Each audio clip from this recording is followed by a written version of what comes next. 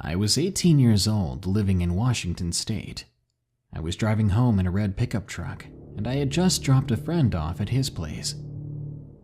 I had just exited the highway and was making my way towards my neighborhood.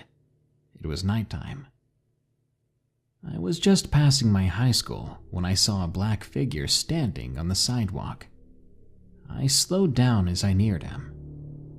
He was dressed quite nicely, as if he was going to a dance or something.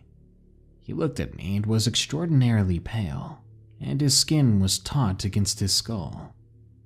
"You need a ride?" I asked. Honestly, I probably sounded nervous. He stared at me with these droopy, dark eyes. Finally, he nodded without saying a word. He didn't even change his blank expression. I had a game console in the front seat, so the hitchhiker climbed into the back. I began my drive again, asking the man where he wanted to go. He was staring at a small gray piece of paper in his hand. He didn't look up, but simply said, "Just drive."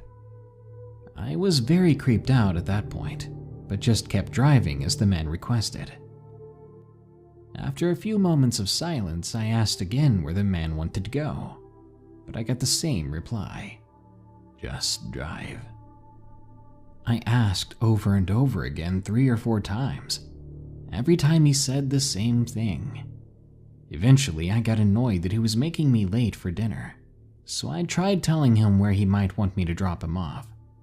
"There's a mall not far from here that has a really good Asian restaurant. You want to stop there?" A few awkwardly silent seconds passed. Then he looked up from the paper. He squinted those dark eyes at me and said, "Just drive." It was firmer this time. Then he looked back at the paper. Terrified, I decided to try and make conversation with him to pass the time, maybe even get on his good side. "So what you got there?" I asked, referring to the paper. "A photo?" Without looking up, he spoke again. "Wedding photo." His voice was no longer cruel. Instead, it sounded sad or hollow. He continued, even more pained this time. "She passed the day of our wedding." He paused for a second, then said this to me. I will never forget it. "We both did." When I glanced back at the man, after looking toward the road for 1 second, he was gone, as if he had never been there.